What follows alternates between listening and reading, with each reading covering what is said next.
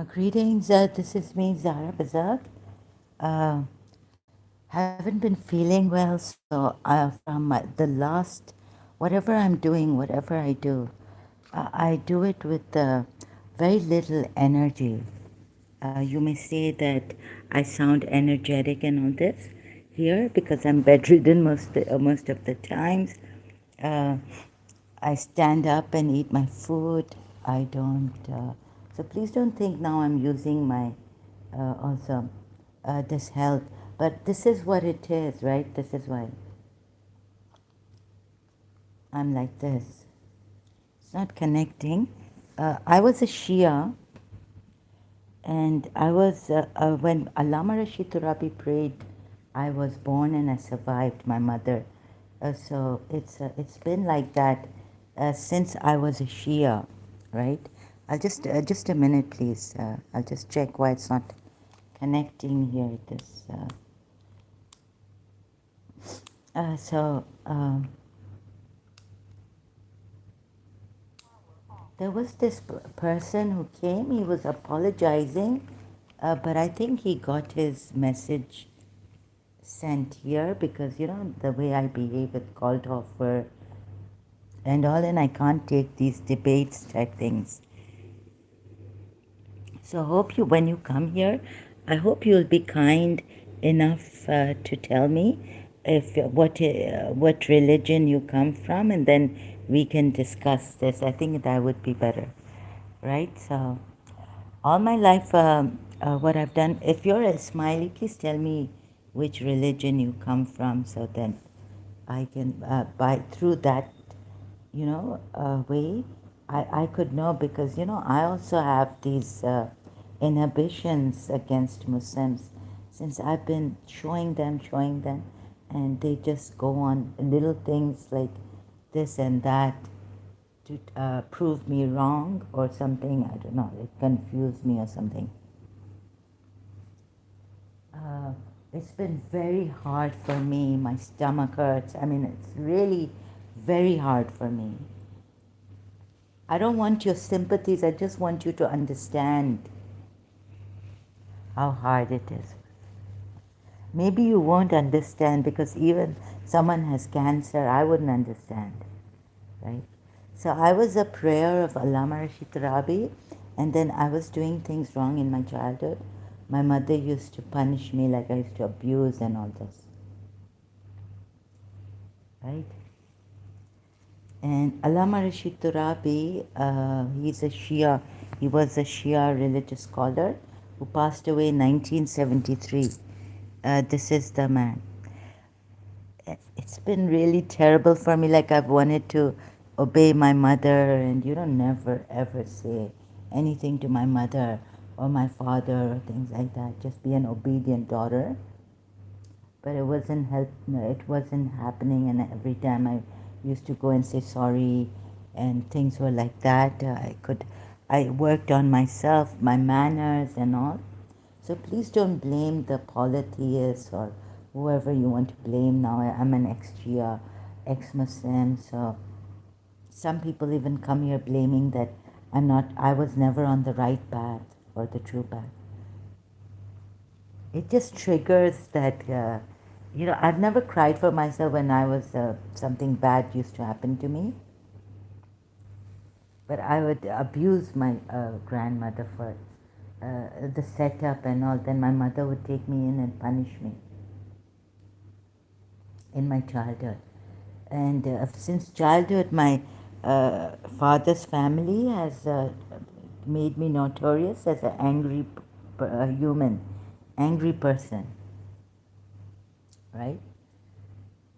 And Lord knows how hard I tried to be an obedient daughter, a good sister, how hard I prayed when I felt helpless and hopeless, when I was in that depression, when I was separated from Mr. I couldn't give my best to my family members. I couldn't. I was I was isolating myself in that depression from my family members, my aunt even. We had lots of disaster challenges in my family, divorces.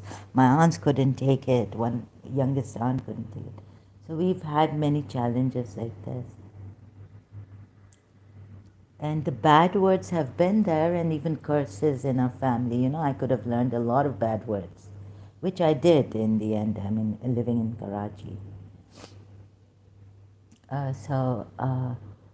But I tried my best when Mr. Saw, my teacher, was training me, not to even say yar. You know, it's like in Urdu, it's like a very slang, it's a very, like, yar is like a very vulgar, very friendly, but you know, it's not a very decent way to call someone, a friend or even. They used to say like shit, yar, and all this. Then Mr. Shah corrected me on that too. It slipped one day outside Mr. Shah's house. I said something or inside her house, and then she told me, "What are you? No, no, don't use this word, yar even." So I stopped using, you know, like we in Urdu we say are yar in friends and all. I stopped saying that. So I wanted to discipline myself and be true with the way Mr. Shah wanted me to be and all, and also due to my religion, like that. So I so please don't use this against me. Against ex-Muslims also, and against what I'm trying to show you here. And it's been very difficult. Did this connect or what happened? Where did I put it? Sorry, I'm like this, very absent-minded.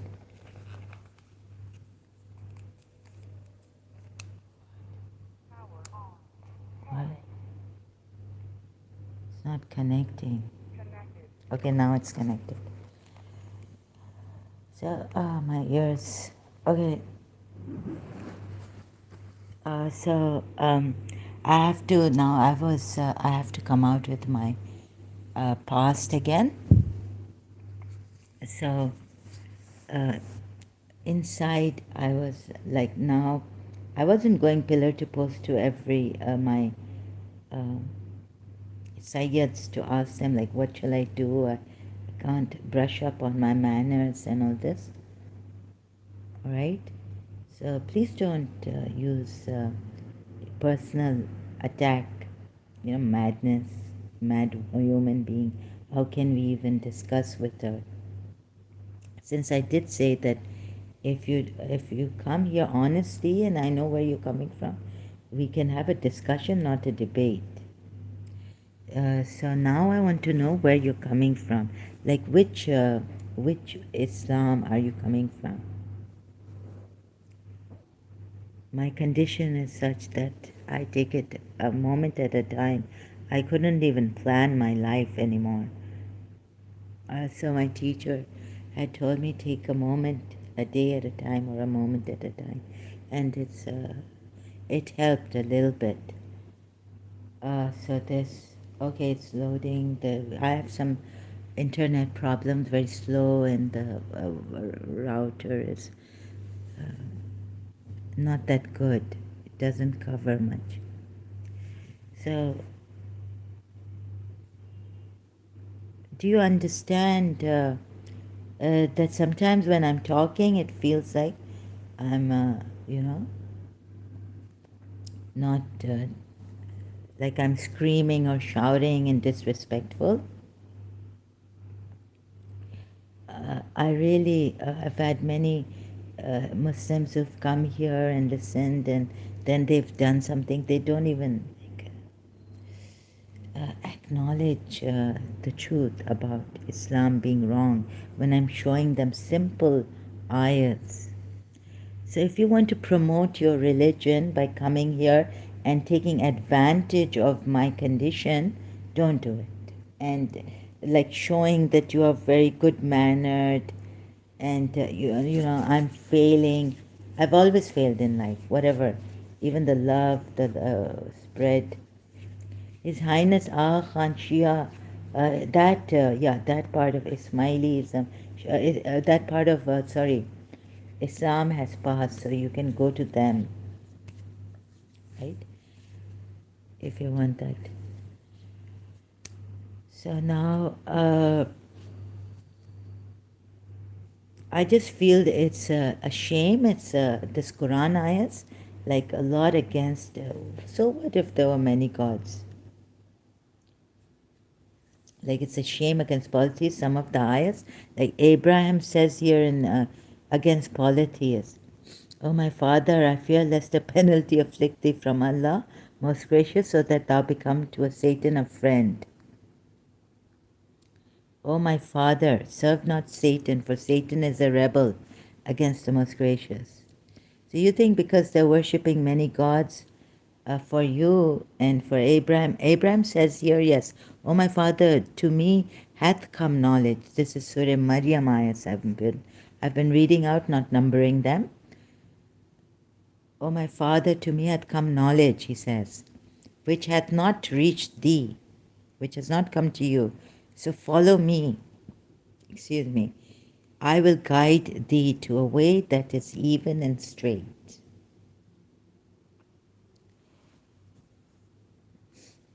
O my father, do not worship Satan. So it means they're worshipping Satan, and Abraham is truthful, we are told here in Surah Maryam. But what you see in the other ayats is that he lies to them, says that I'm sick, and these Muslims call taqiyya,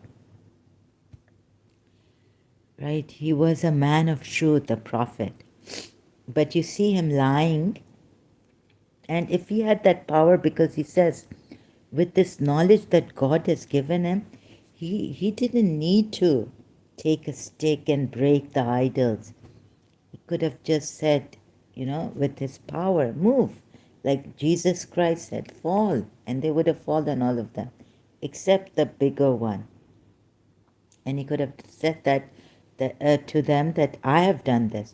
When they asked who did it, he said, ask the big chief of the idols. He was lying to them.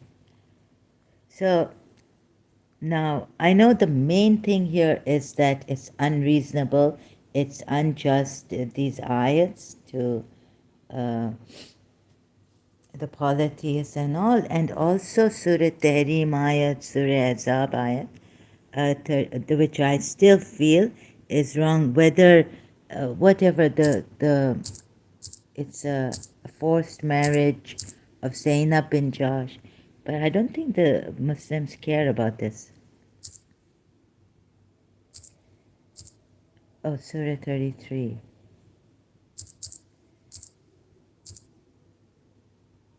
They only care about where they can get me to show themselves as politer, very polite than me. Also this. Like that chicken wings, Steve came here last night. It is not for a believing man or a believing woman when Allah and His Messenger have decided a matter that they should have any choice about the affair. So here, what I use the tafsir. I say where it's absolutely necessary, and Zed's name has come in ayah 36. So here, whatever the messenger have decided, it looks like well and good. We obey the messenger, and Allah what they've decided. So the Muslims don't have an option in this about the decision. They don't have a choice. But when you read this in tafsir, like when you read the 37th ayat, you want to know, okay, now Zaid has come, the name, first time. Even Ali's name has not come, Imam Ali's name in this directly. Like Zaid's name has come. Now you need to know what's happened here. Because I wasn't getting the ayat, like, remember Muhammad when you said to the one on whom Allah bestowed favor and you bestowed favor, keep your wife in fear Allah while you concealed within yourself, which Allah is to disclose. What's this going on? Like, I was in O levels and I wasn't getting this ayat. My comprehension must have been really low or something. English comprehension. And I was depressed in my life, right? I just wasn't getting this ayat. What's going on here? And you feared the people while Allah has more right that you fear Him. Who is He talking about? The Prophet? Or like I couldn't, maybe I had a to do mental gymnastics because it was a shock to me that I mean I couldn't imagine that the Shia way of explaining and all this. So, if you're desperate to save your religion and you want to come and show how polite and how nice and you want to really, but you're not honest, you see, or you have some fear. You have some fear about idol worshippers. And this is the only path, this is the only true path that will save people. So you have this fear. If someone leaves this path, then you have a fear that God will not accept and we will go to hellfire. It's very, very strong. Anyways, this I wasn't getting. I don't know, I was in O levels when I was, I think, or A level when I really concentrated on the side, like, what is it saying? So my comprehension then was low. But once I got it, I was like, is Prophet Muhammad the, favor, keep your wife in fear of Allah while Prophet Muhammad is concealing in his heart that which Allah is to disclose. While he's concealing it, whatever is concealed in his heart, he's telling Zaid to keep his wife in fear of Allah. So this I've done many times, and every, call Toffer tried to take me off this whole thing, and I don't know where he wanted to lead me, but I went really mad on that. You are not the only ones who have cried. There are polytheists and there are people who have cried, right? So, you know what I mean? Like, you're not the only ones, right? Who have cried.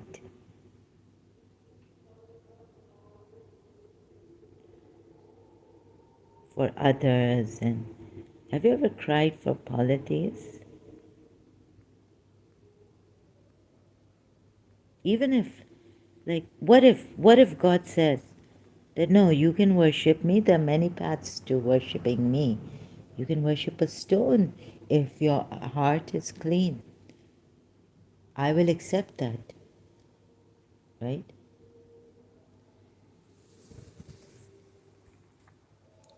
Even if authority is not sent.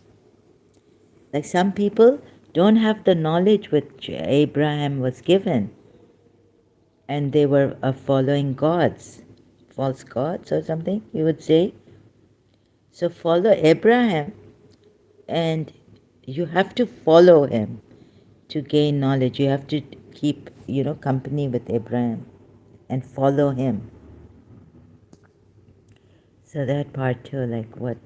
So if you, let's say if someone doesn't want to follow that and wants to worship their gods, they're attached to their gods that they worship. The forefathers have told them to worship, but at least they worship their gods, right? At least they worship gods, like taking them as gods. You know what I mean? You need, please get out of this thing of one God worshipping one God.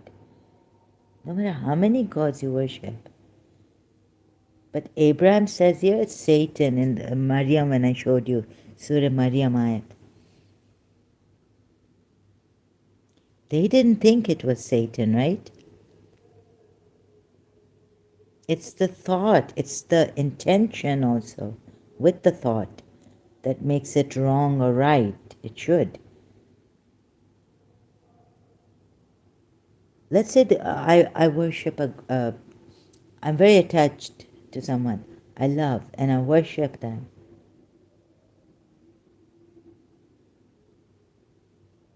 That alone wouldn't make God. And I'm praying like, oh God, please accept my worship. Or maybe you think this is shirk. This is, like, it's just think. If I'm just contemplate on this, just like the way you've been brought to feel like very fearful against many gods worship and divided gods and all this. dividing one God into many gods and all. Just think that if someone loves someone and worships them, why can't God accept that? Right? I mean, in your limited self, you're worshipping the unlimited. Okay, I understand that. You're worshipping the unlimited. You won't get attached to that God, one God, but like He is everlasting, and you know what God gives you is without measure, and it's nothing like what God has given you. What you gain from this world is nothing like what God has blessed you with. I understand all that. Like there's limitlessness in that God, one God you worship,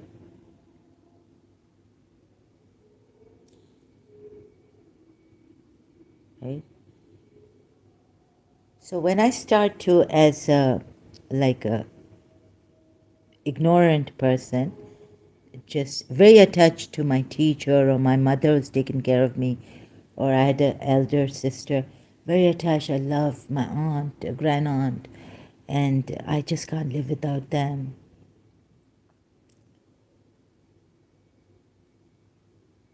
right? And so that's maybe that love one day it dawns on me, and I've cried, and I don't know, maybe, you know, God would accept that or take it as that I'm a mushrik. Would He put me in hell for that? Because I did not realize the unlimitedness of that omniscient, omnipresent God. So according to this religion, I've done shirk and I'll be in hell burning.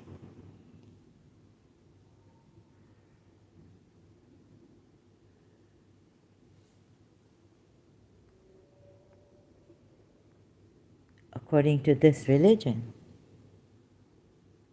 it's not right. For me, I mean, I don't see this God being right. I mean, I could worship many gods. And then God tells me that it's okay, but at least I know that you worshipped me. It's not a possessive, like, I understand. There's one thing that we used to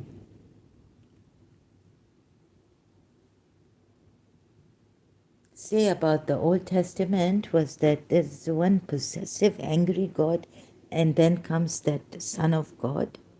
Like He's possessive, He doesn't want you to make images, He doesn't want you to have partners with Him. Just worship that one God. We used to think. I used to think when someone I overheard saying that, I think, also in the Old Testament, like jealous God, angry God. And then all of a sudden He turns very loving and forgiving.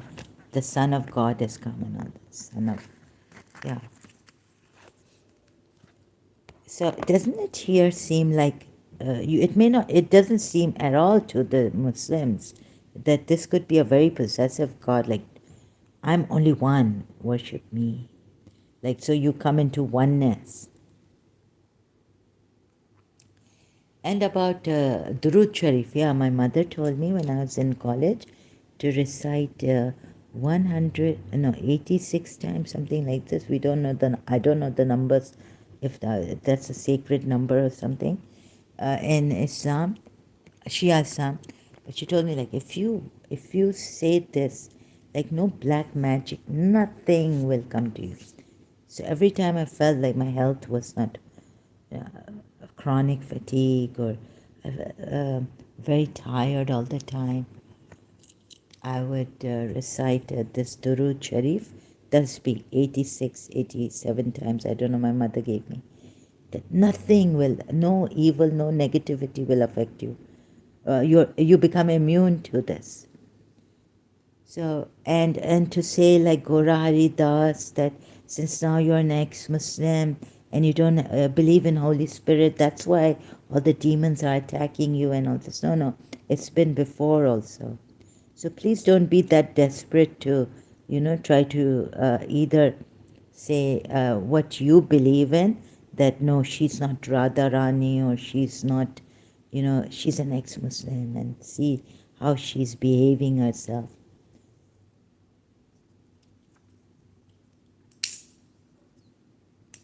Be so desperate as to protect your religion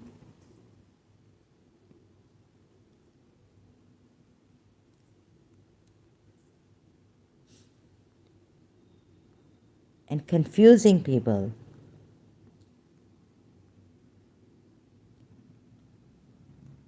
Instead of clarifying. I assure you there's a lot of discrepancies in the ayat, the way they're put, the contradiction, very simple one is Surah Mujadila ayat 2, with this one of taking the wives as mothers, because believers' mothers, wives of Prophet Muhammad. And then, sorry, I read both Shia and Sunni. Now, how much can I put my mind into this? This terrible in the beginning came an Ismaili, and he was terrible with me. He was like about Surah Tahrim. He told me he was an Ismaili, right? And he was terrible. So I don't know what they were trying to do in the beginning when, "O Prophet, why do you prohibit what Allah has made lawful for you, seeking the approval?" I mean, I read both Shia Sunni tafsir, and I can, for the life of me, cannot see why you people they defend Prophet Muhammad and say he's a true prophet. He's failed as a prophet. He's disqualified here as a prophet. But I think you're very if you still believe in the Shia part, I don't know why you are doing this.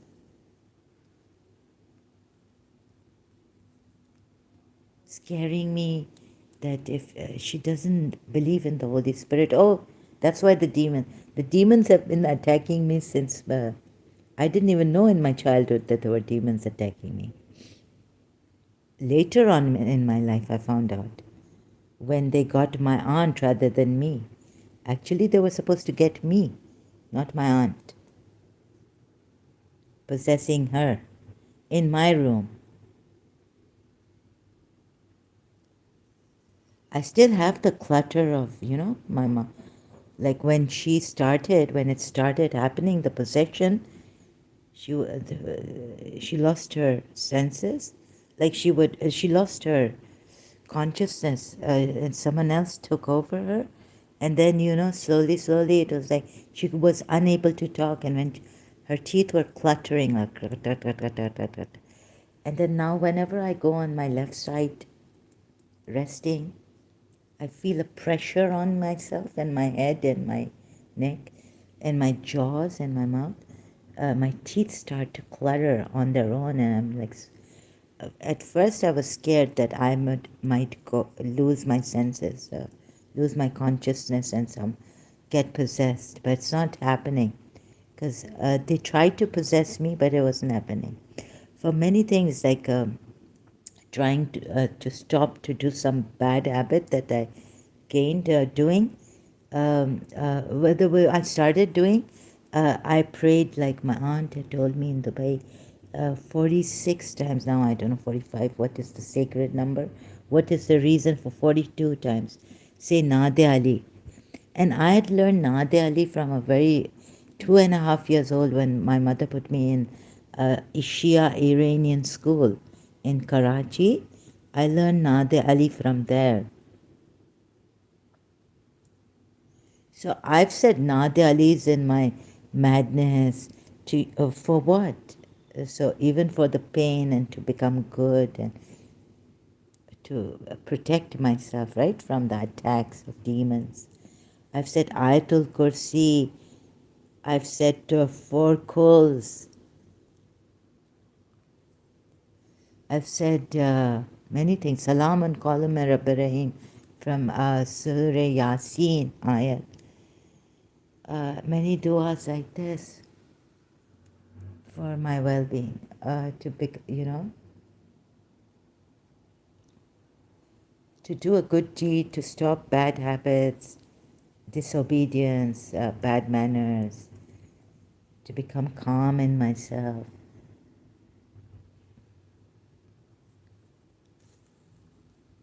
Nothing helped. And you know nothing helped when you come here. But why are you acting so dishonest with me? How desperate are you? No, if someone thinks that this phone, okay, it breaks, they'll cry. It's this phone, it's God. It's my life. I worship this phone. I use this phone more than I use God. Think of God, right? But all this is God's work, isn't it? It's on the path of truth, seeking. Everything I do, I pray to God that He accepts it as a worship, as a ibadat. Because I read Khalil Gibran. So do not, like in everything I do, may it be accepted as worship. Sorry, I don't want to, like some Muslims, they keep their business. Even my business, my work, it is, please accept that God, not just my namaz that I do 5 times, but even as I'm walking, whatever, living, breathing, may the glory of God, may I breathe the glory of God. Praise be to God, thank God, every breath of mine, may He accept as ibadah, that's worship to Him, and as great gratitude to Him. Khalil Gibran on worship. I wouldn't divide, because when I read this, where's the prophet? Is it on religion?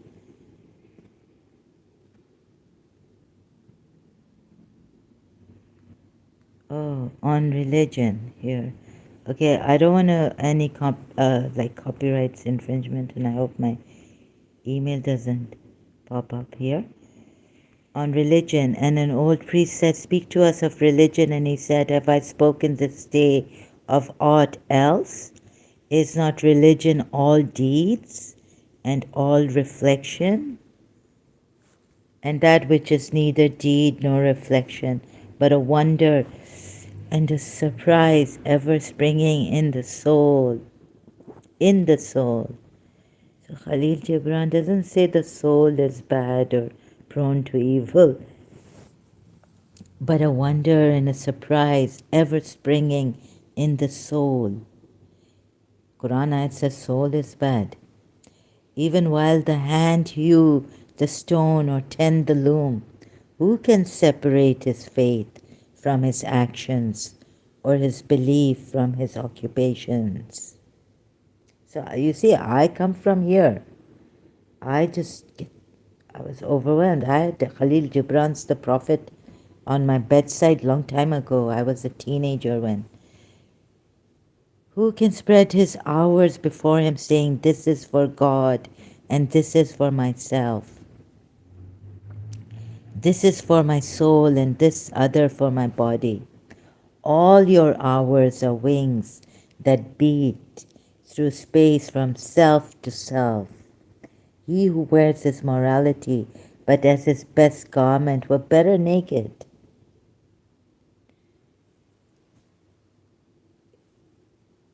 You know, I was thinking that now even the Ismailis, Shia, they make an impressive assembly. Like in Surah Maryam, we're told that, the disbelievers make an impressive assembly.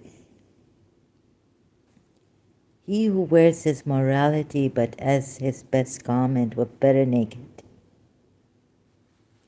The wind and the sun will tear no holes in his skin.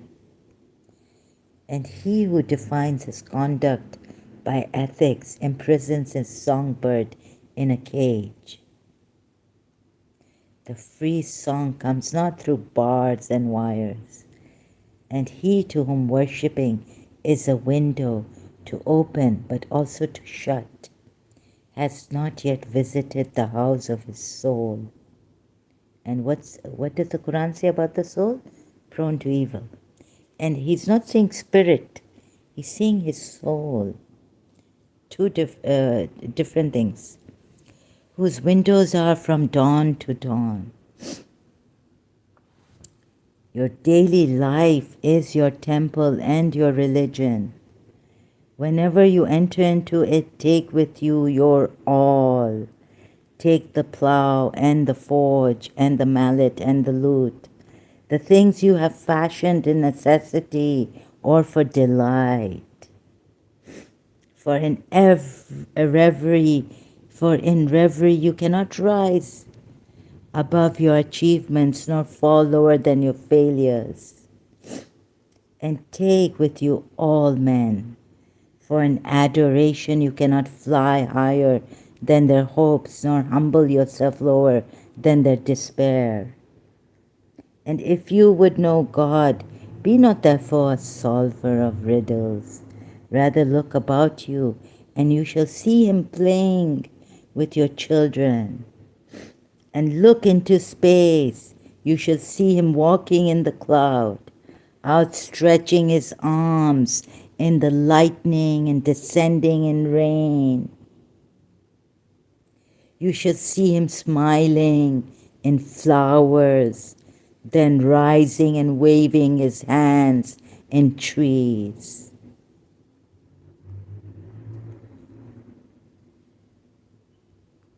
Now, don't make gods, and you've made false gods and all this, and you've been given that fear, and it's so deeply put in you against the polytheists and gods and all this. The fear, the conditioning, the repulse. Polytheists are nijis in Surah Tawbah.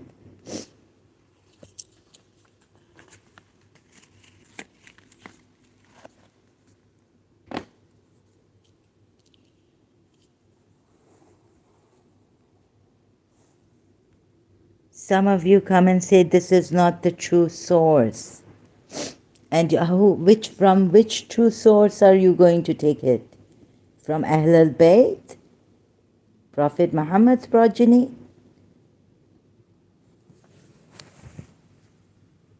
When I've shown you in the Quran ayats, only through Quran ayats I've proven. But yes, Surah Azab ayat, that one, 36 and 37, I had to use tafsir.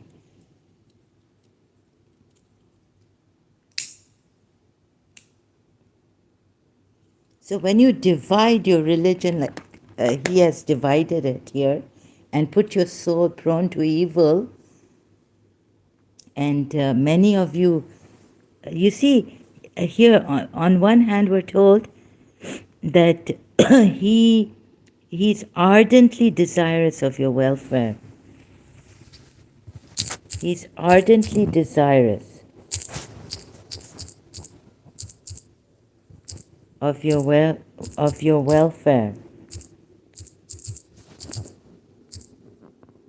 Quran ayat, right? So I was saying from my previous live stream that what was it? I've written it down, but it's because I forget now. From my previous live stream, what did I say?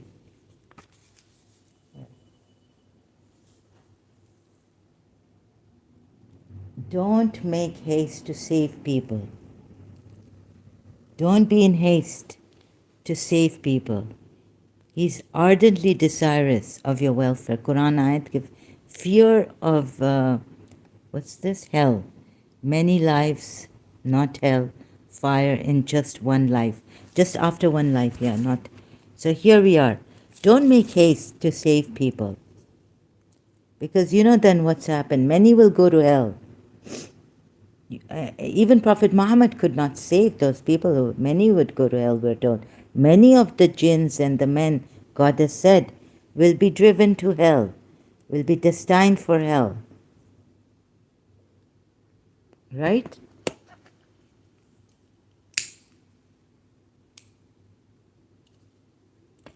Or driven to hell. Right? If not created for hell, but driven to hell. Although your translators say created. Remember that surah. So here we have this. Shall I read the whole? There has come to you a messenger of Allah from among yourself who is distressed by the losses you sustain, who is ardently desirous of your welfare. This is Surah Tawbah ayat. Oh God. Which number is it? 128. 128. Now look, here it says that he's ardently desirous of your welfare, and that he doesn't want you to perish. It grieves him that you should perish. Ardently anxious is he over you. To the believers, he is most kind and merciful.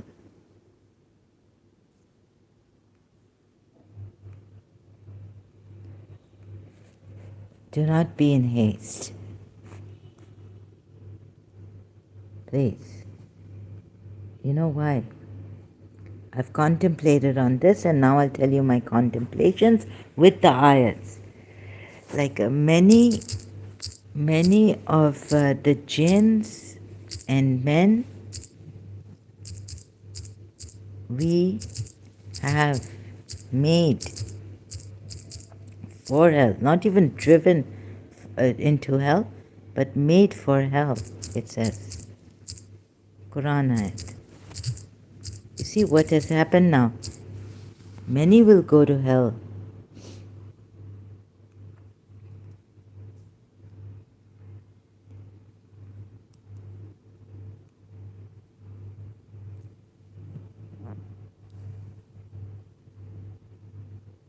And then you're given the fear of hell too. So as ardently desirous as he of your welfare, and grieves him that you should perish, or you should even go to hell. But it's for the believers, right? He's most kind. He cannot save you, because Surah Araf verse 179 says, many of the jinn and men are created for hell, or are made for hell. They do not understand, they have no eyes, they don't see, they have no ears. They can't hear also, they are cattle, nay, they are worse in error. But cattle don't go into error. I mean, they're just animals, so don't understand, don't have that mind. So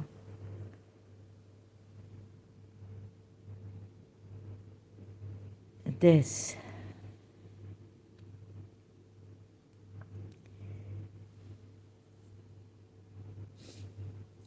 And when we are told, you see, one life, you're told one God, one life, one shaitan, which has made a great this thing with God.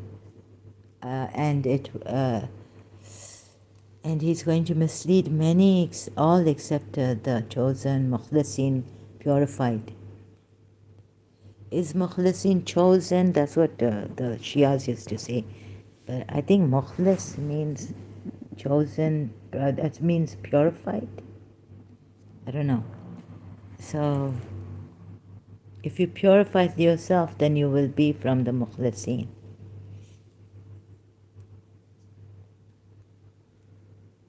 But the chosen, you are, I think the one, like Abraham said, follow me. God has given me knowledge. He gives knowledge to very few people, of his chosen servants. And then we have to follow them. So this, now, many lives, not hellfire. After one life, you go into hellfire. So brought in reincarnation, which could be in, which some Hindus believe in.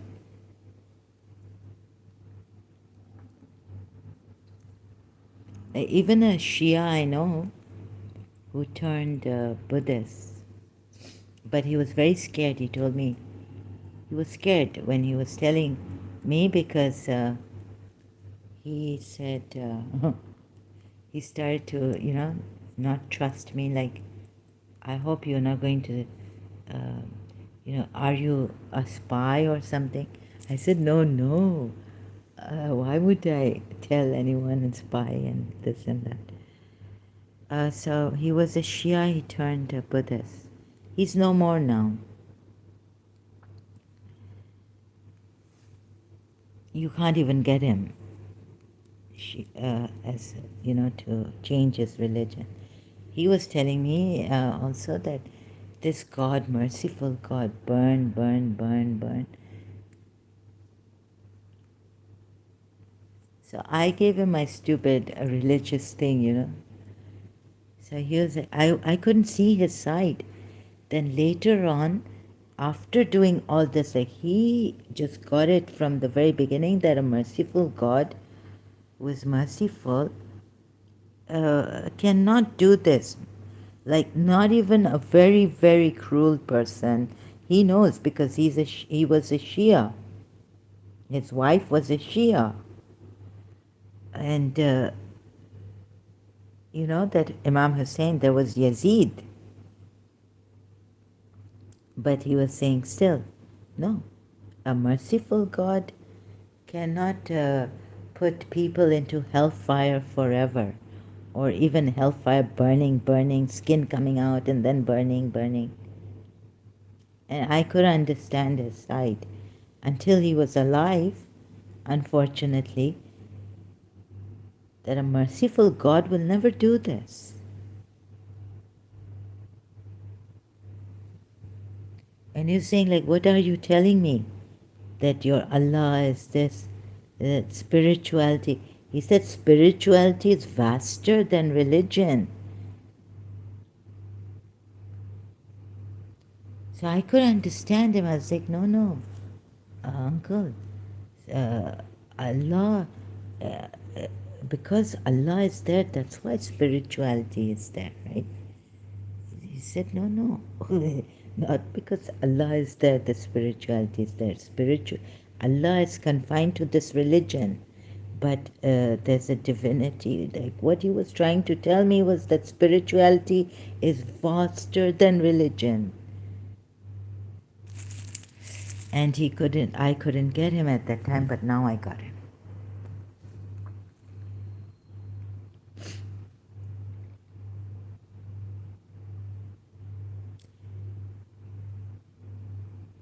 Have you not heard this? Have you not?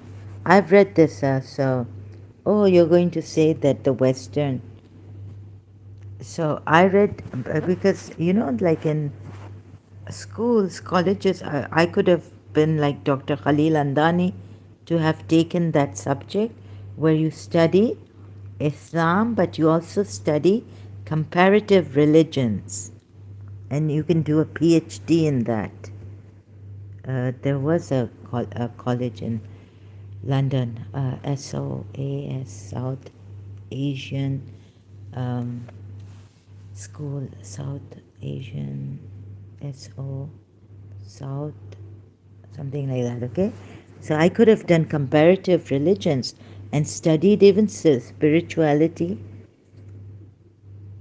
So I, like many masters, many lives. So let's suppose you had many lives. Then, when when disbelievers say, this is the this is the ayat.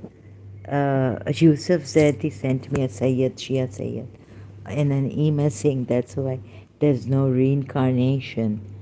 When the disbelievers say, send us back on earth. So I pointed to him, I said, they are disbelievers. What if a believer believes in reincarnation? Huh? Send us. to earth. Back. Quran ayat. God says, no, I won't. You were bad. These were bad people. I won't give you another chance. Surah Mu'minun, ayat 99. And Surah, what does Surah Mu'minun, ayat 99. It says here, until when comes to one of them death, he says, my Lord, send me back.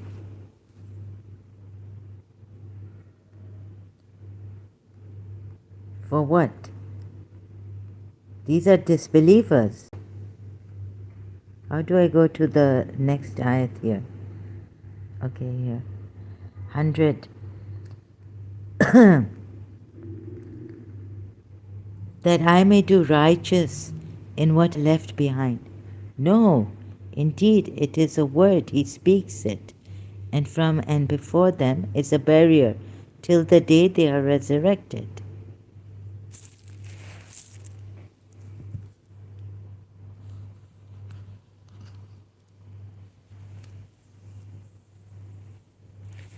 Right?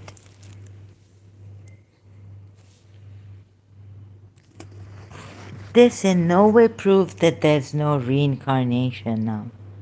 Just because Allah has put a barrier here till the day of resurrection, that if Allah removes this barrier, and Allah alone can remove this barrier if He wills. Allah says in Surah Zumar, if I willed, I could have had a son. If I willed. So this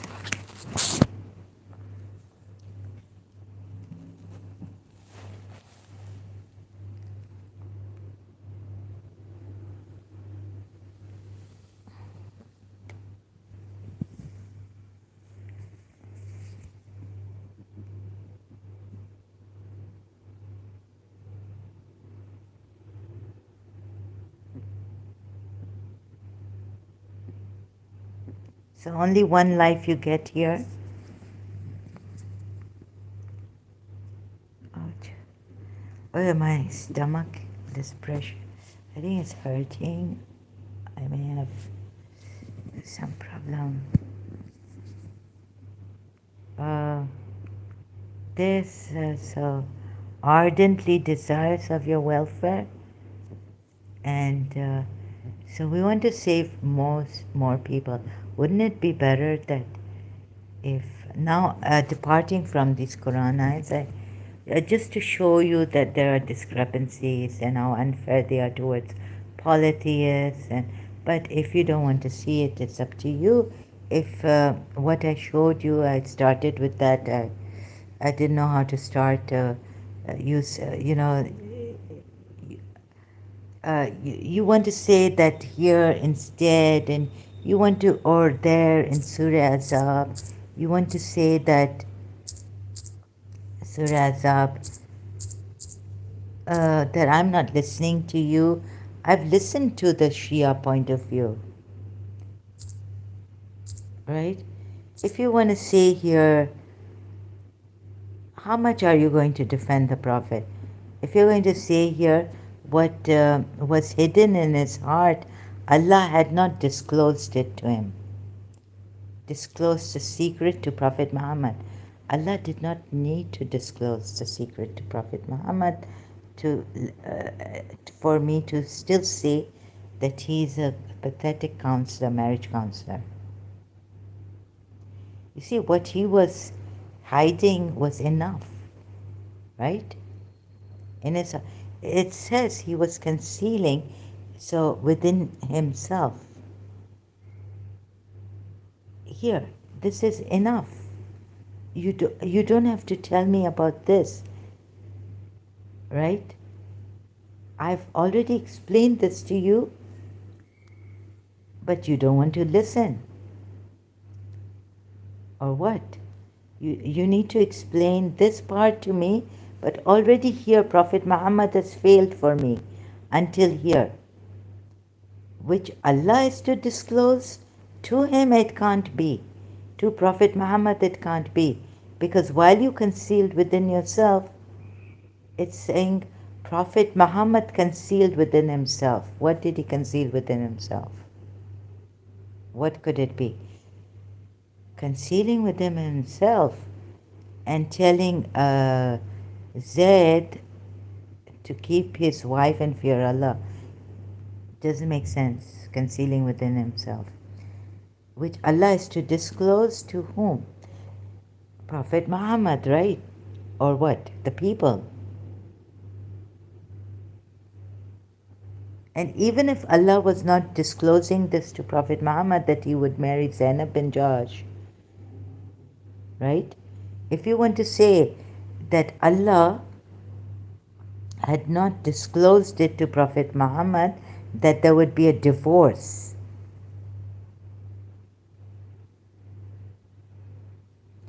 Even then, what is he concealing within himself?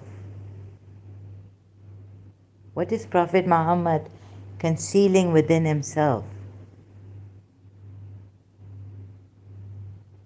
That which Allah was to disclose to Prophet Muhammad, if you say it like this. Huh? Oh, so, you know, this great Shia, I tell you, what a great Shia he was. Such a highly intellectual Shia once came to me as a Christian, and he started to tell me that while you concealed within yourself, his self is hiding it from himself. No, it's not like that. Like Imam Ali is hiding because he's the nafs of Rasulullah, hiding from Rasulullah.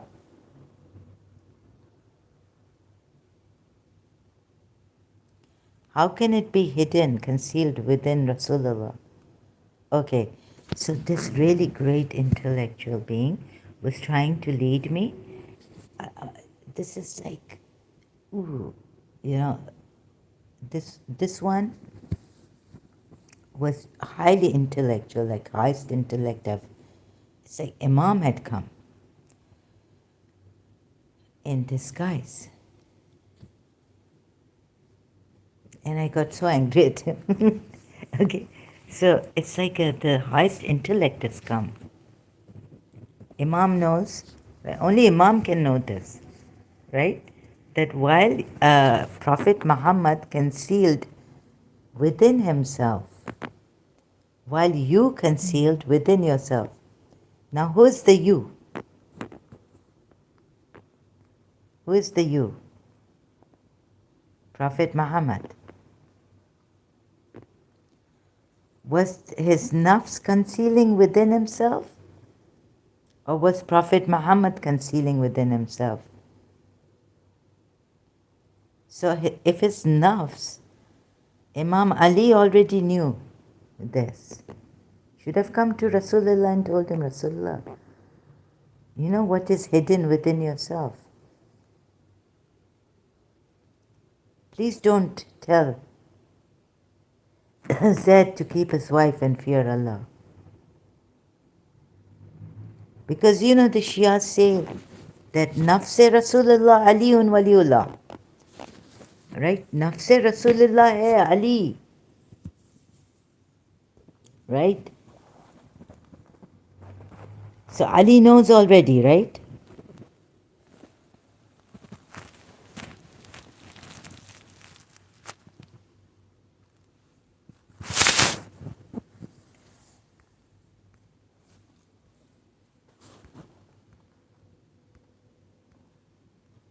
Let's see.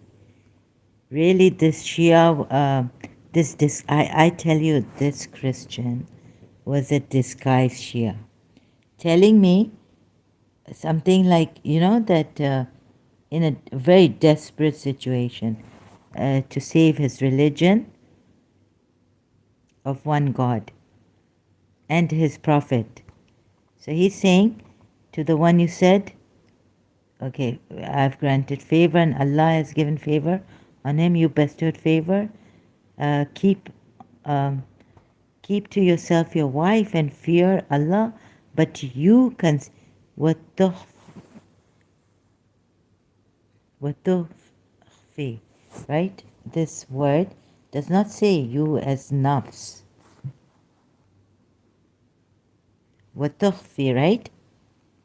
So it doesn't have the word nafs in it. So without the word that the soul was concealing within himself something, I don't know. But you concealed within yourself, nafsika, in your soul. It was actually the will of Prophet Muhammad. He was concealing. You see, here is him, is you. Whatever the you means is. Maybe, he has the will. He has the choice to conceal or to reveal. But it's not, and he, with his will, is concealing in his nafs, within yourself.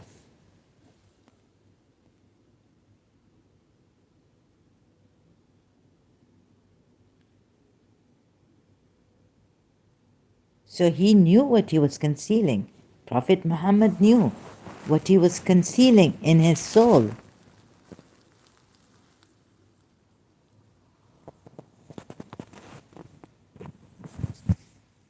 Do you get it? It's not that his soul was concealing from him. It's not like this.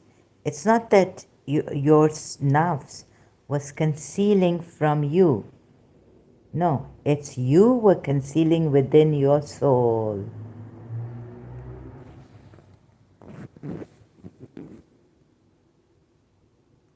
Here Prophet Muhammad fails.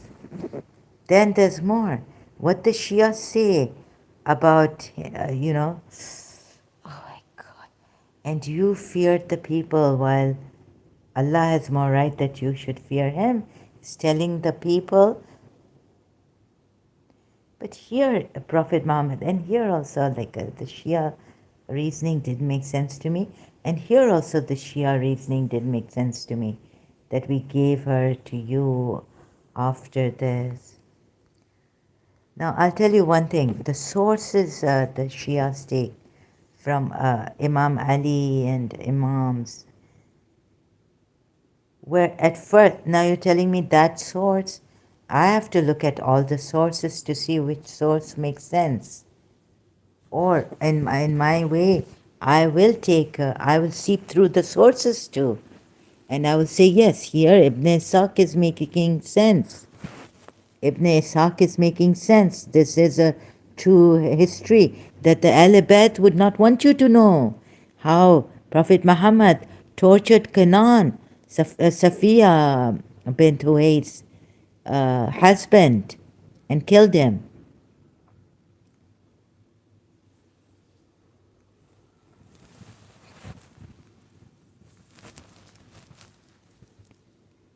I'm amazed at how the Shias have lied, concealing the truth, while I'm bringing it out, and there being obstacles also. And it's very frustrating for me.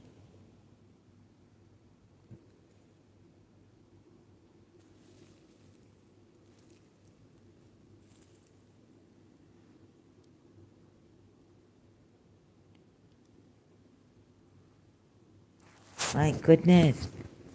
And the Shias will see this. Surah Hashar ayats and Surah Tawbah ayats. Okay? But you don't have any. You think, which, you're going to believe that they were mocking Rasulullah and what Abu Jahl was doing and what mocking him and saying, this is a declaration of a disassociation from Allah and His Messenger to those with whom you have made. Really, it's like, I'm sorry, but Nadeem sir was, you know, Bibi Zainab rondi reh gayi.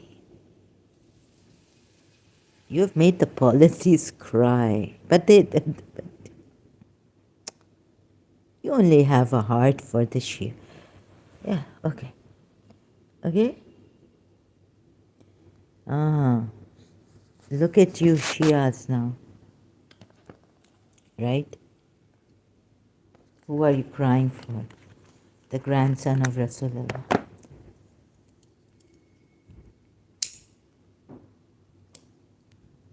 Sorry, excuse me. Okay?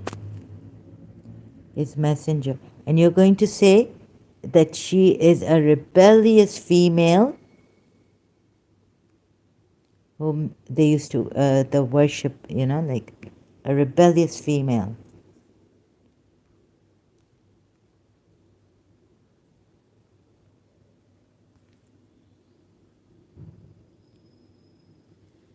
To those with whom you have made a treaty among the Polytheists. So travel freely throughout the land 4 months. Read this, right? It wasn't your mother. And it wasn't even Prophet Muhammad's daughter here.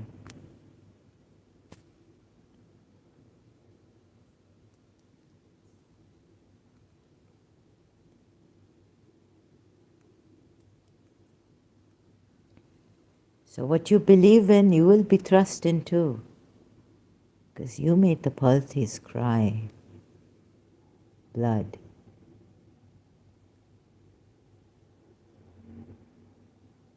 You understand? Your prophet, and they were not in the wrong. They had their own way of worship.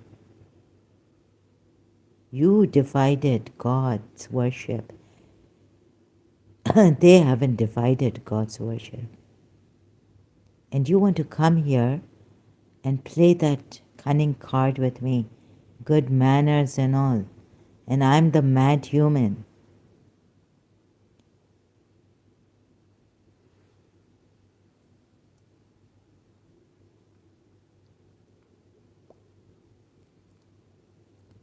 You don't know anything about what I was, whose dua I was.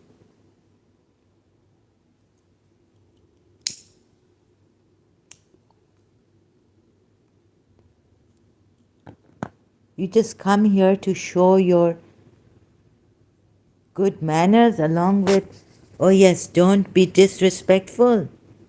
You will pay for this one day.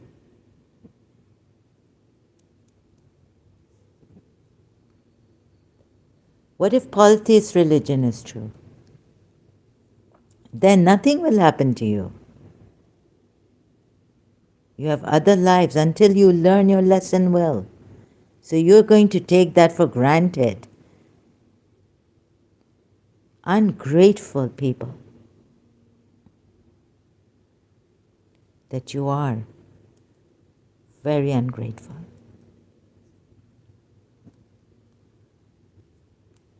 If the polytheist religion is right, then you won't get Vaikuntha soon, or go to some Greek god or some pagan god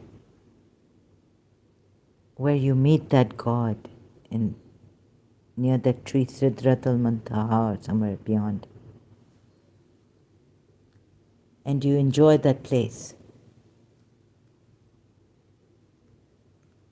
You won't enjoy that place anyways. So if you want to say that one God is true and all that, I have just put a thing on that, first of all, you divide your worship. You don't even know the meaning, what is worship, like only take one Allah, which is beyond everything, or what? And how do you worship Him? Yet would the words of God not be spent. How many words of God are there? How many words of God are there?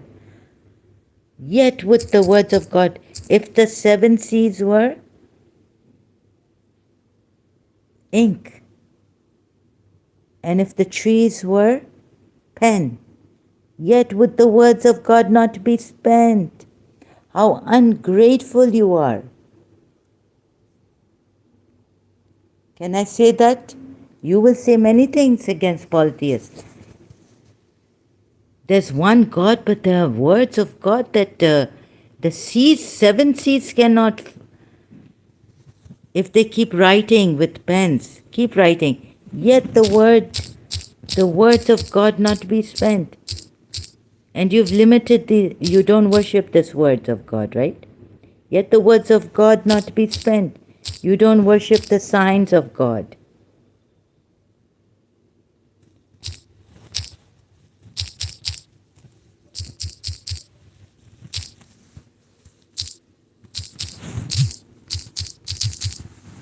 You don't worship the signs of God.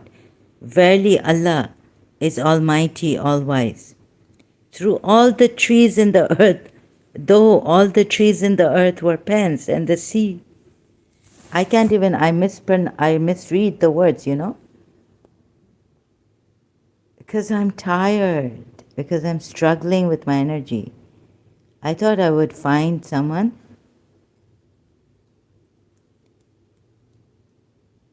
But no, I think I've done the wrong thing. I've stretched my inner being, my last ounces I'm giving here, as I have to struggle. But you see, I don't want to show the people because I didn't want people's pity. As I was collapsing, I felt like I am collapsing. I would keep quiet.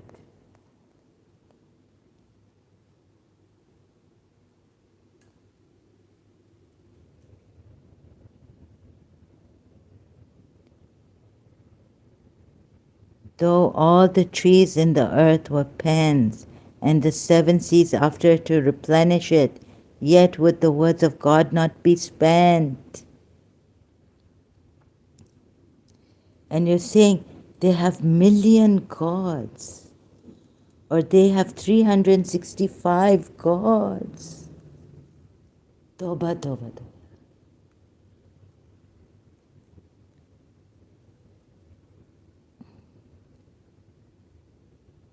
And they call them gods. And you have different names for the words of signs of Allah, different than this God, right?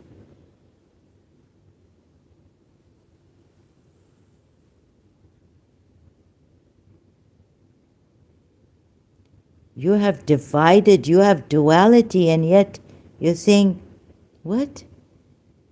Yeah, you're just saying, like superficially, La ilaha illallah. You know deeply what it would mean. It would take you into polytheism, shirk.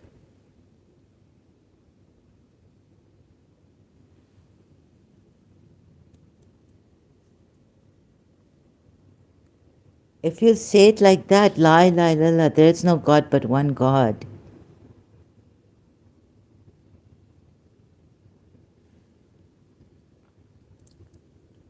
Then you're a kafir. You're a hypocrite.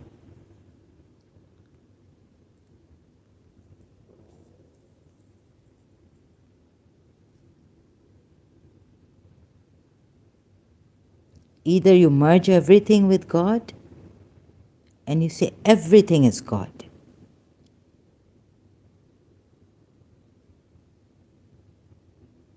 Everything here is La ilaha illallah. There's no me, no you, nothing, but there is. But all this, how shall I say it? Like, I could be wrong. There's like nothing but God. There's no God but one God. Now, when you get to the polytheists, they say there is nothing but Brahma.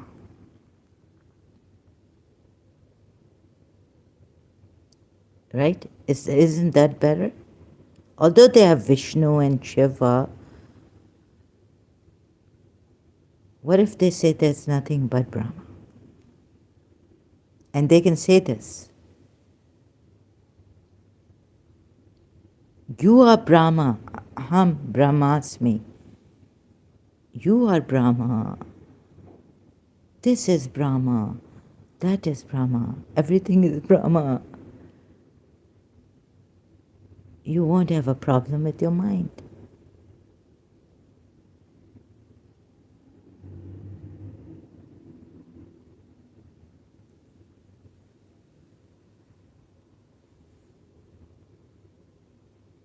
You don't need to struggle, you just need to realize there is nothing but Brahma.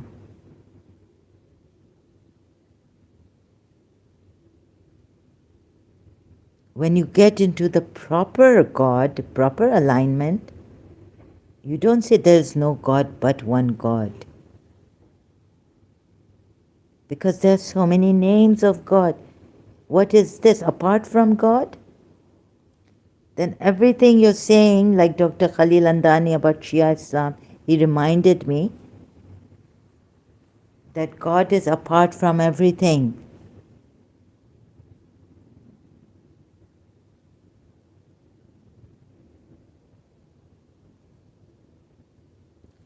Then we are living a life of apartness from God. We are a part of God, apart from God. Isn't that shirk? Then how do you expect us not to do shirk? Because that God we can't reach. We don't, He's the unknown. He's apart. He's the known, but how shall I say it? He is the unreachable, like you are apart from God. Then everything here is shirk. Everything here is shirk. Duality comes in because everything is apart from God. That true God is not here. Either there is God, there is Brahma and nothing, or if you take it the Shia way, that God is not even energy. God is apart from His creation. God is not even the intellect that He has created, which is Prophet Muhammad, the Ismailis say. You're doing shirk. You know that.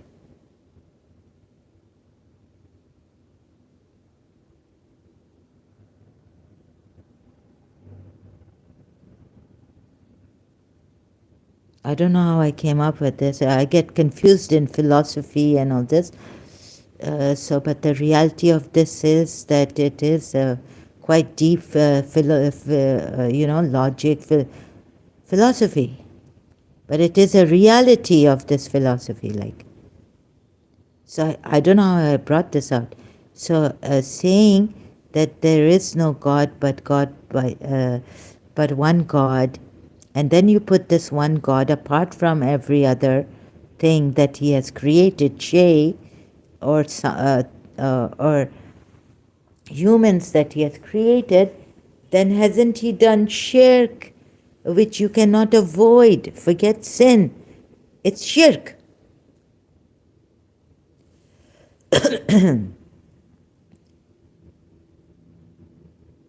Do you see the duality in this? Do you see the shirk in this, the mushrik?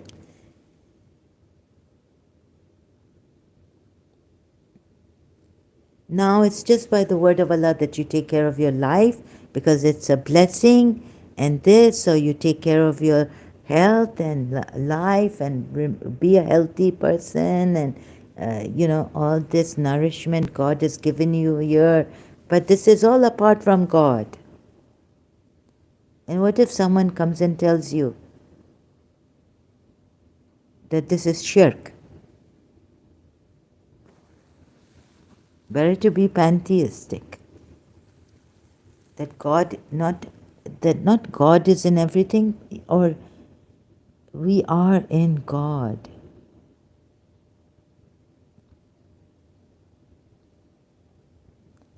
Or we are God. Aham Brahmasmi.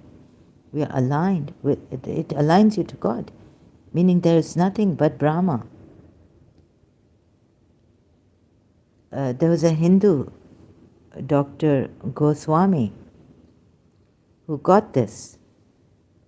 And I couldn't get it. Why? Because I still had the duality problem. I was still confused about La ilaha illallah. I thought La ilaha illallah means there is nothing but Brahma, God. There's nothing but God. La ilaha illallah will not take you to there's nothing but God if you go the Shia way either.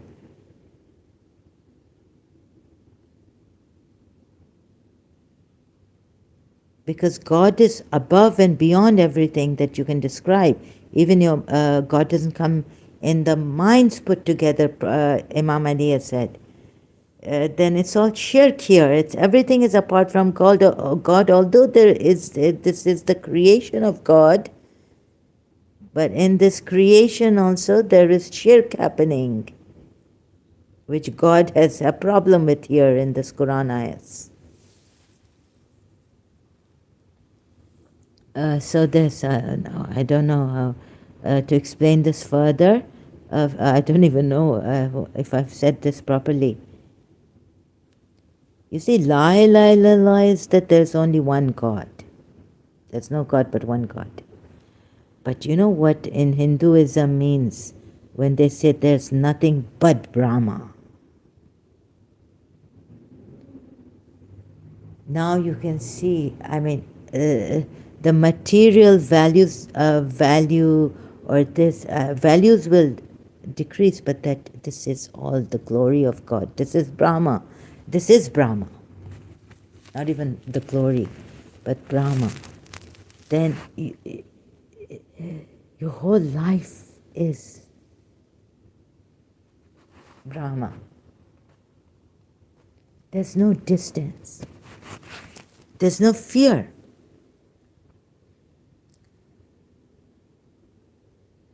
Then trusting in this, realizing this, very short, it's a shortcut actually, it's very good, I think. There's no confusion in this. There's no fear of shirk in this, if you realize this.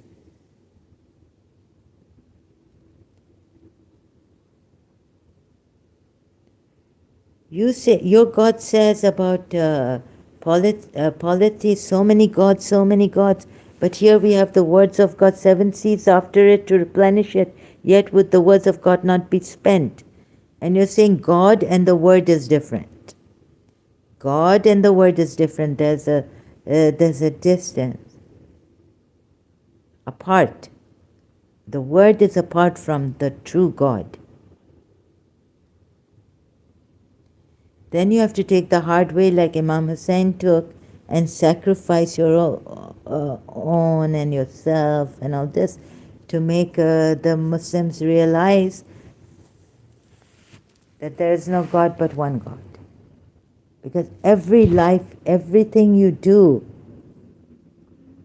is shirk then, if without God's remembrance.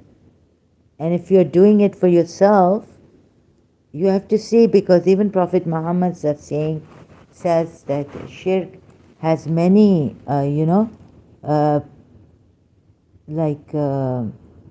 what do you say? It has many layers, and there's subtler shirk that you could be doing, and you don't even know it. It can creep into you.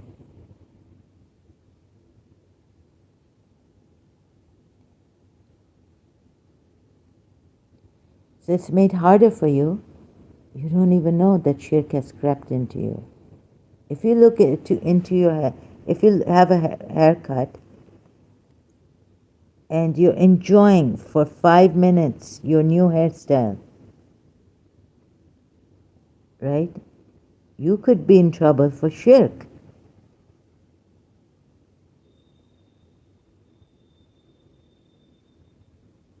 That's why Imam Hussein had to take this drastic step, we are told. If your mind one day goes away from God,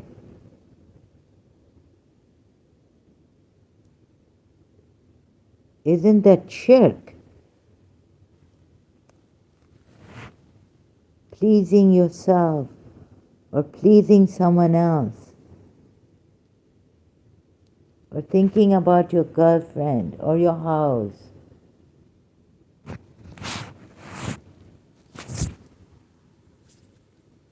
But yeah, there's something that has been made easy for you is that you should love, yeah, in Surah Tawbah, yes.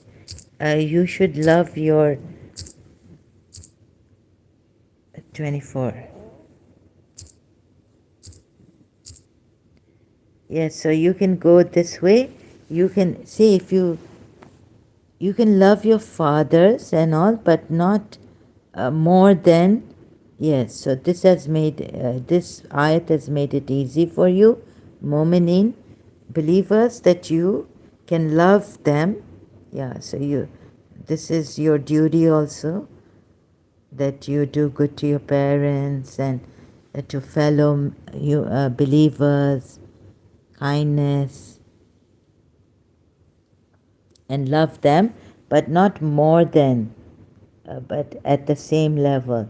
And if sacrifice is needed, then if you need to sacrifice, leave. Like if you're in the army or the Muslim army, you have to leave your children and all this to fight holy war. So, but yeah, this has been made a bit easy for you to love believers, your fathers, and this is a duty that you have to do. Yeah, and even in your hadiths, you're told to do this. And after God are your parents, in the Quran ayat also.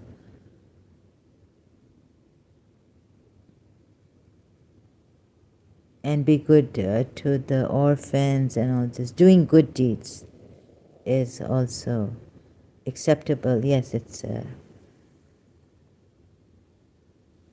So this we have a little bit. Yeah, I cannot say no to that. But don't get too overly excited about it. I think I contemplated, and now I've reached some higher grounds here on my own. I think, I don't know, but what grounds I've reached in my contemplations, if I may humbly share, is that it's very beautiful to say there is nothing but Brahma, and to realize that. But Alibeth won't let you, because they've said that anywhere you go to God without us, you're doing shirk.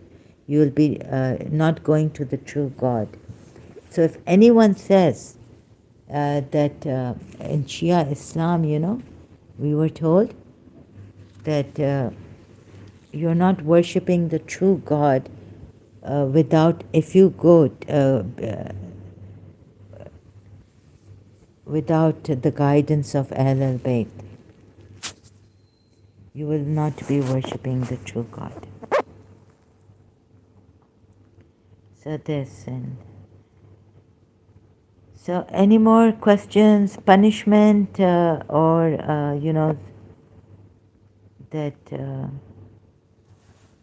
I said something in this about the Ismailis, about Shias. I won't ask for forgiveness, but please see this, that you may be wrong in this, and you may have the wrong knowledge. The polytheists say there is nirguna and there's sarguna.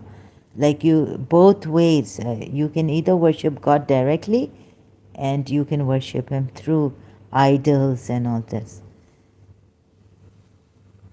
Depends. So for you, it's for you to take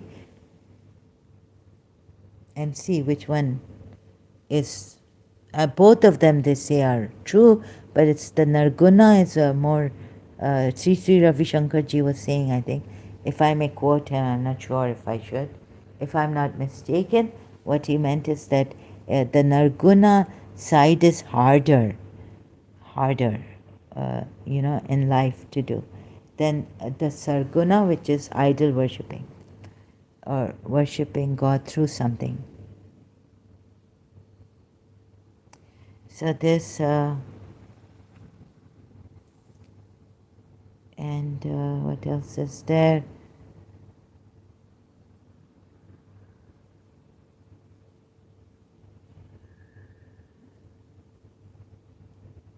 So today I thought because of my condition, people are going to exploit this, and they're going to try to pinpoint it out. Try to uh, keep coming here and saying, like, don't get angry at me, don't get mad at me, please, and things like that. But I'm really sorry. Uh, I'm too tired. I want to know where you're coming from, because then you're. I just have no patience, very little. I wish I could say, hit me with all these things. But I'm sorry, I don't have the patience anymore.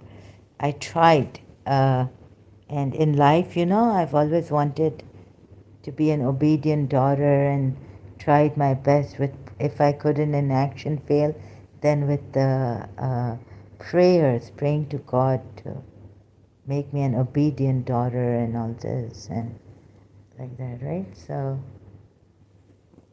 I'm sorry I failed. Otherwise, if I was in great health, I would say hit me.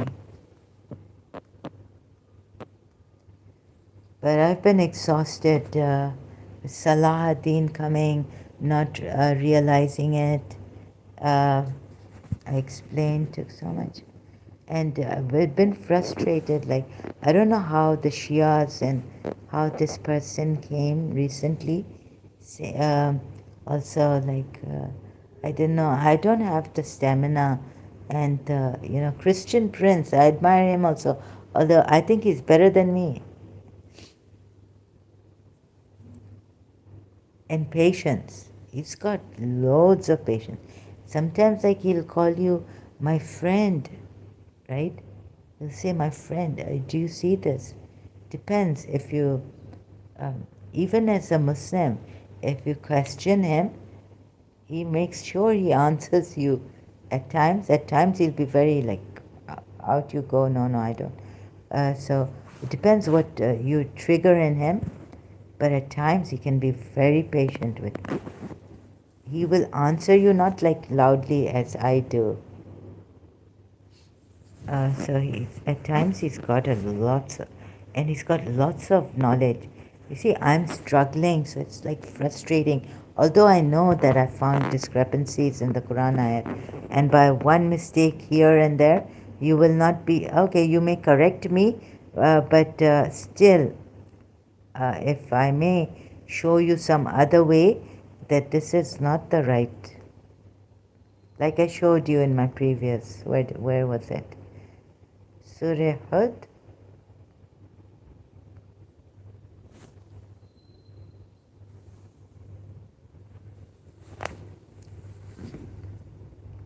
Which was it? Which ayat? Do not associate. They associate. What do? They worship. There's something the Shia would say here intellectually, like Surah Hud ayat. You know what I was afraid of? That the Shias would do here to me in their to make me see intellectually. I was afraid of that, yes. So there was something, do not associate, don't associate partners with Allah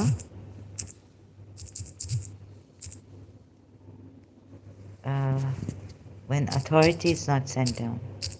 It's not like that when authority something. Oh, let's just put it this way.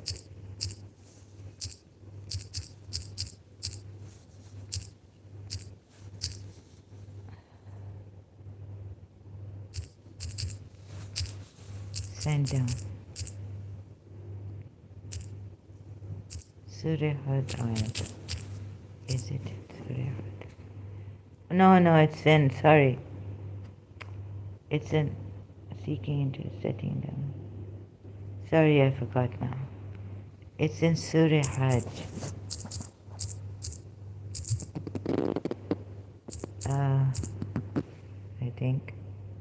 Which ayat was it? 11th? Not sure. No. Now I have to type again. I'm really tired. Surah. Where is it? Do not associate. Maybe I should find it here. I'll remember. It's going to take more time.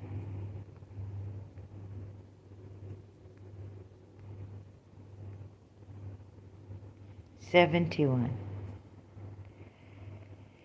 And they worship besides Allah that for which He has not sent down authority. So what I was afraid of is that the Shias are going to say, look at the word worship here, besides Allah here, that for which He has not sent down authority. No, what I showed you previously, but look at, they worship besides Allah, apart from Allah. They worship them. This is where the Shias will be emphasizing on. Look at the word here. Instead of Allah, they worship those concerning whom He has not revealed any authority, right? So the Shias will be getting, like, if you're comparing this, getting stuck at, look at the word. We don't worship anyone, not even the signs of Allah. You get what I mean? This is what I was afraid of. The Shias, then I will be like, yeah, that's right. Like, yeah, you're right. Shias are genius. Like what you said here, Shias. This is amazing, yeah. Like Surah, just let me open it here. Surah Hajj, ayat 71. Keep forgetting. Oh, yes. You see how you can be confused by the Shias. Look, it says here, they worship besides Allah, meaning instead of Allah.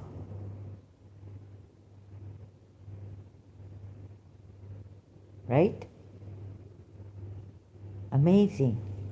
Please look at this. It doesn't say, and in Surah Arab, it doesn't say that, like that, this. Look at the genius of Shias.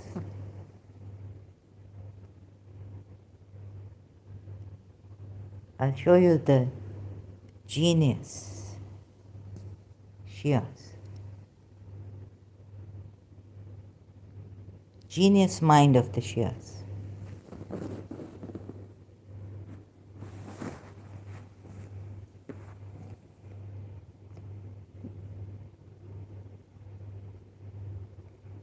And that you associate. Here it doesn't say worship instead of Allah. Look at the politeness of the Shias also.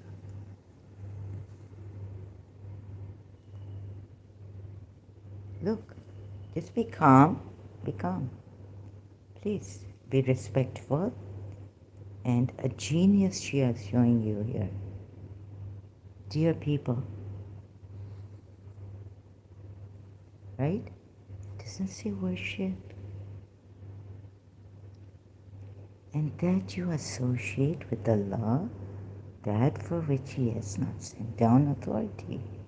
Meaning that if authority has been sent down, you can worship. You can associate partners with Allah. You can associate with Allah, whether partners or things. Right? Now you got it. You got the genius. Very, very calmly, I'm telling you. Shias are genius. Right?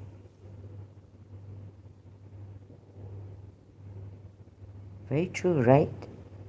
You see it. Come on, I'm coming into your minds. I'm showing you here, genius. Like this is Harvard University. Lord, this is like, you need to be. What do you call that? Lord, come. What do you call it? Right? It's like you've got to get this. Come laude. You need to be an A+ student for it. Now Shias know they are A+ students. Imam Ali has given them this knowledge. It's through Prophet Muhammad, it's precise, it's exact, you've got to get this, come laude, with honors. What's the difference? You need a GPA, which is really high, right? You need to see this. Dumb people won't get it. Look, but we're not saying dumb people won't get it, but I'll try to show you. The genius of Shias is that here it doesn't say worship. Now it's got you confused, isn't it? Now you're going to say, yes, Zahra, but you know what I showed you? With the help of that Allah, Polytheist Allah, or I don't know who, I defeated these A+ Harvard University. Like Imam Ali's university is the highest university after Prophet Muhammad. After Prophet Muhammad. And who can be precise?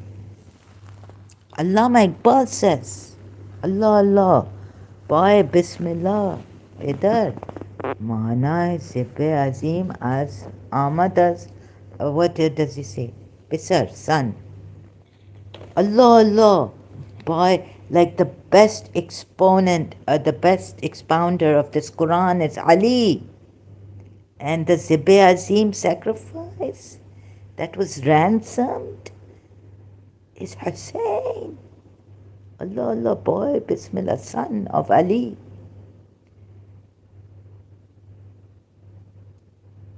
Right? Look. Look at the genius of the Shias. That you associate. Here it says, that's why the Shias take this and say, when authority has been sent down, then you take it with Allah. You associate a thing, a shay, or someone. Right?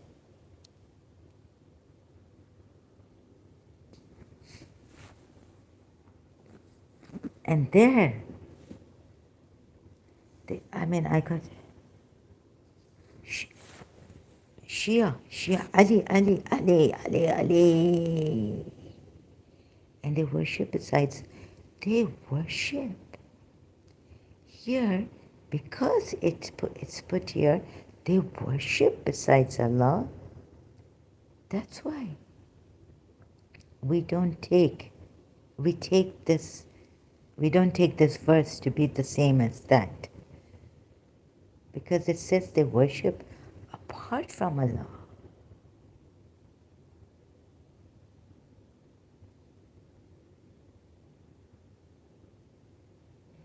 That for which He has not sent down authority.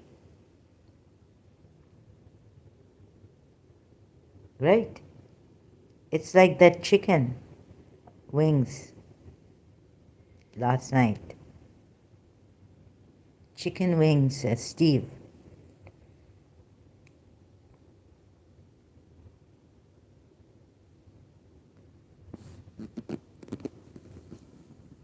It's because it says here, what it says here, that they worship besides Allah, that for which He has not sent down authority. We take His death as He has never sent down authority. He will not send down authority.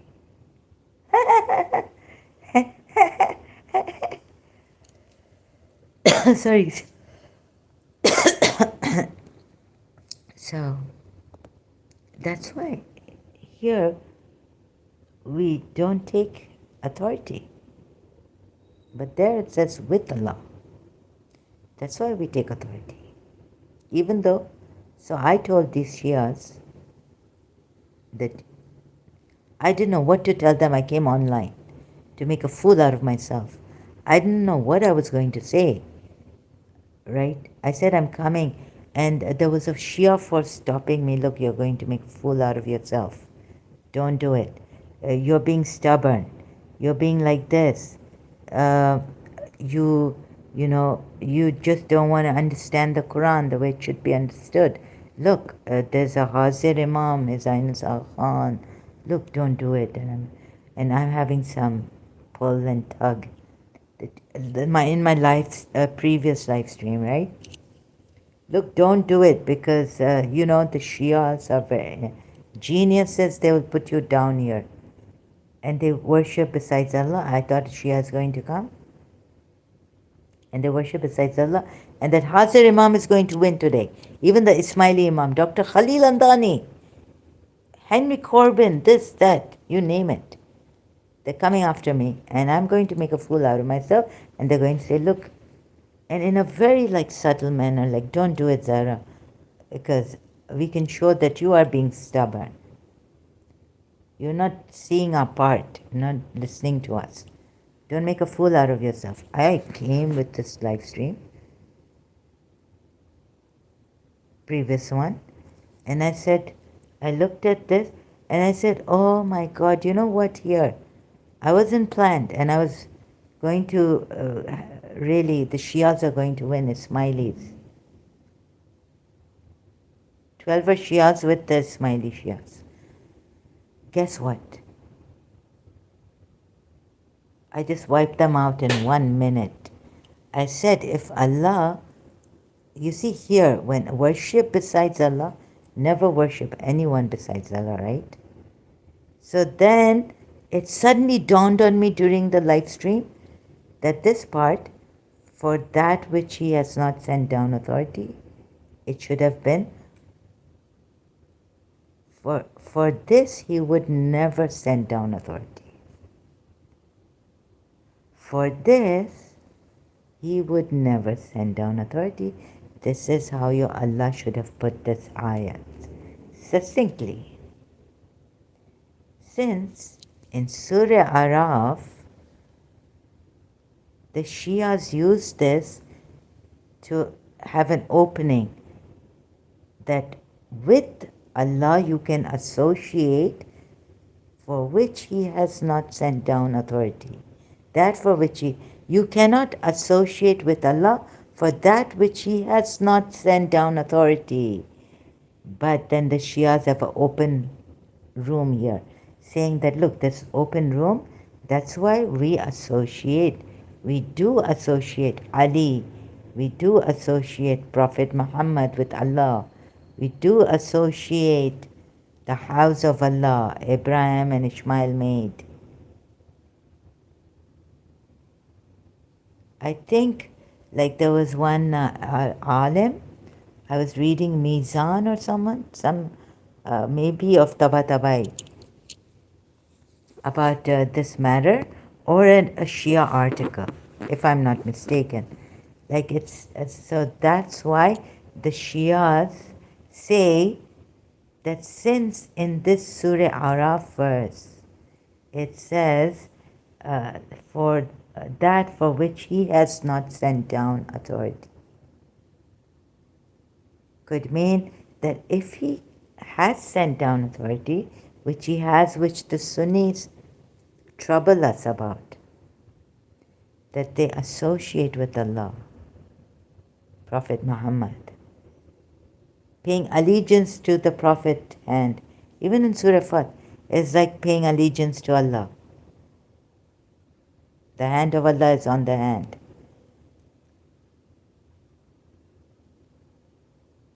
Surah Fatah. So you need to see that there is an association with Allah. The judge, that Allah alone is the judge. Don't take anyone other than Allah as a judge. But yet Prophet Muhammad was asked, if you are a believer, if you have to fully submit to the judgment of Prophet Muhammad in your disputes without any resistance, full submission, taslima. There's an association. Although Prophet Muhammad is not God and is not the creator, but there's an association with Allah.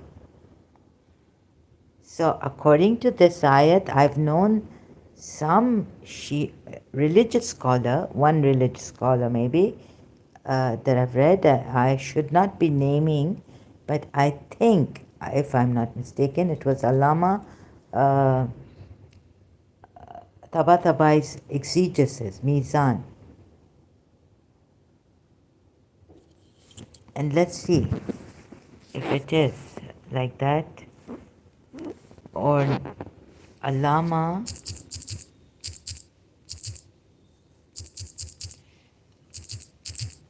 oh God, I'm tired. Allama Tabatabai's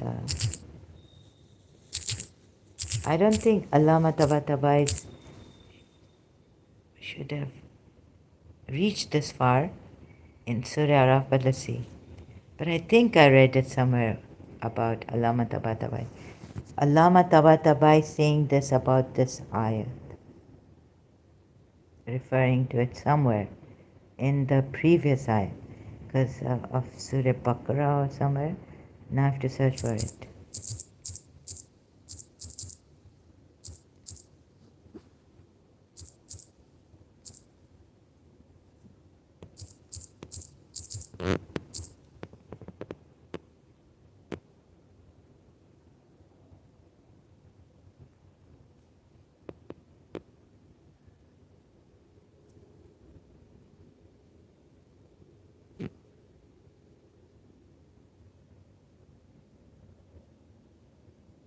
Okay, there's a lot on Surah Baqarah.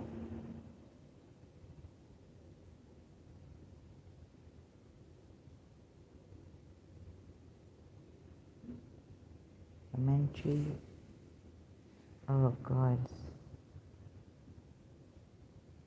Yeah, no, I'm not getting it now. Sorry, excuse me.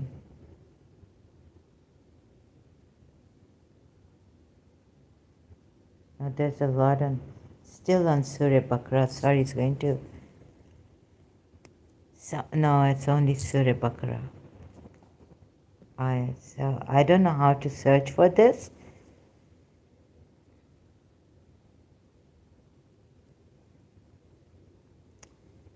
So maybe I'm mistaken. Maybe it's not Allama Tabatabai. Maybe it's someone else.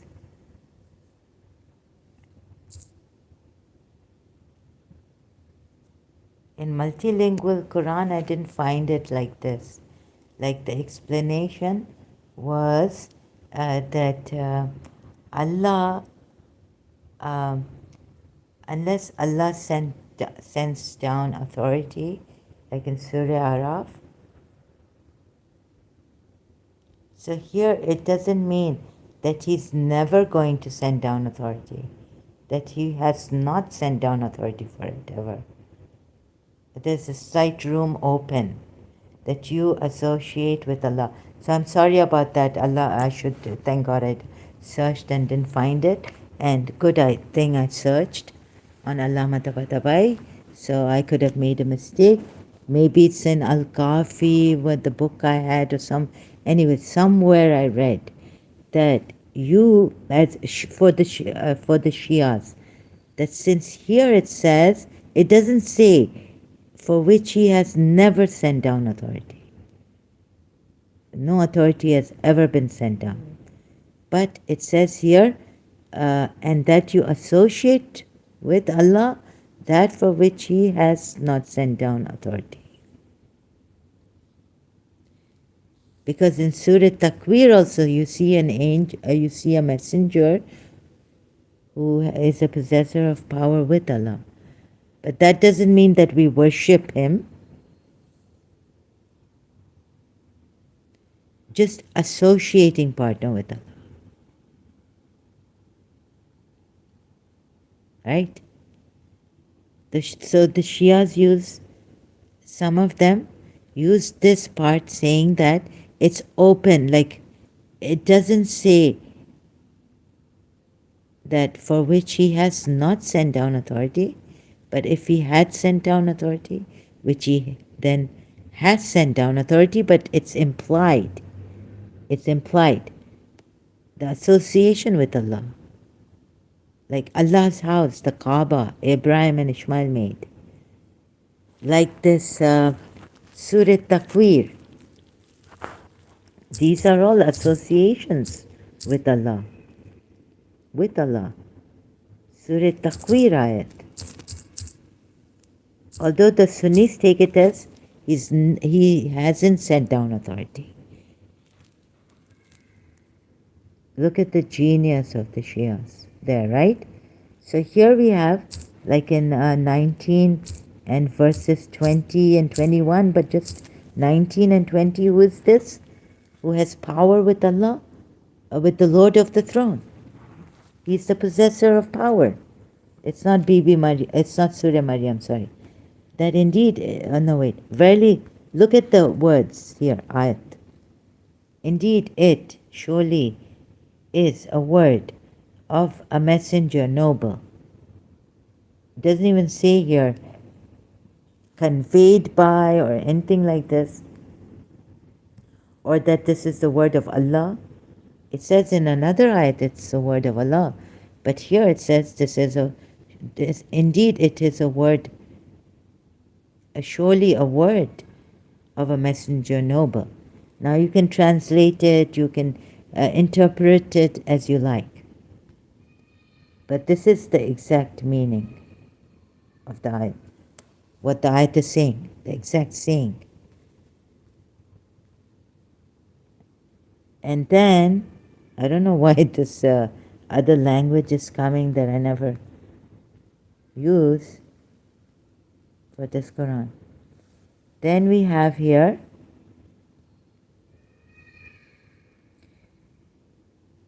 who is possessed of power and with the owner of the throne secure.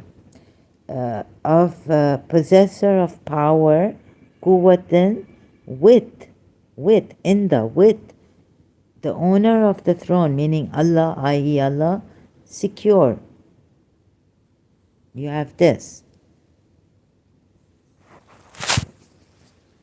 This is association with Allah in His power, right? In His power, not in His creation, as a creator, not as a creator, sorry, but His power. Possessor of power with the owner of the throne secure. With the owner of the throne, with. You see this? Sorry, can I show you? And with the owner of the throne, with. And so I feared that the Shias here in Surah Hajj, ayat 71, are going to tell you that here it says look, don't make a fool out of yourself. And they worship besides Allah, instead of Allah, that for which He has not sent down authority. So I checked Araf, Surah Araf. And what came to my mind all of a sudden was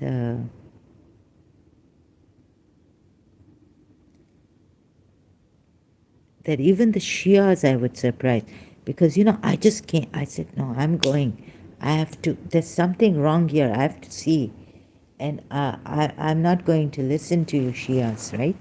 It was like, oh, she's being stubborn. Look, now you've got your this thing, and now you don't want to back out. You want to be right and this. You're not listening to us. Look what happened. I completely got them that Allah should have written here at least, if it, since here is besides Allah, instead of Allah, if you say not even along with Allah, besides doesn't mean along with Allah, not two meanings. It's only apart from Allah or instead of Allah. Worship and the worship. Should not Allah have put here, He would never send down authority for it. Why would He keep this open for the polytheists to say that had He sent down authority, it would have then been okay? Like the Shias take in that ayat, Surah Araf, the same thing, which He has not sent down authority for the associating with Allah. Do you see this, what I came up with the help of some great true God, Allah, of the polytheists? Since the Shias there take it as to mean that if authority is open, you see that for which He has not sent down authority. But had He sent down authority, and what if here He has impliedly sent down authority? Implying to it. Like obedience to Allah and the Messenger is equal, right? Obedience to the Messenger, for example, it's implied that there's association or what, equal footings. Obedience to Prophet Muhammad, obedience, it's on equal footings, right? With obedience to the Prophet or this messenger is obedience to Allah. Quran ayat. It's equal. Surah Nisa 59 or other ayats like this.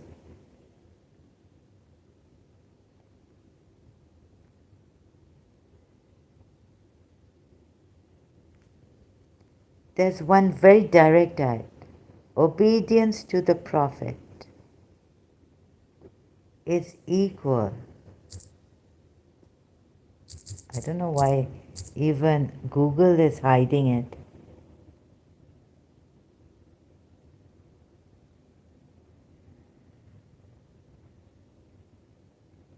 See, here we've got it, right? It should also be known that leaving the obedience, it's a very direct ayat.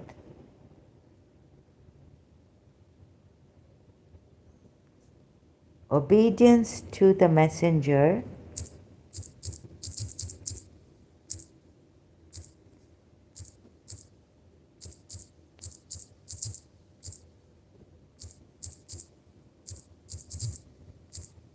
is equal to obedience is equal to obedience to Allah. I don't know how I put it, but anyways.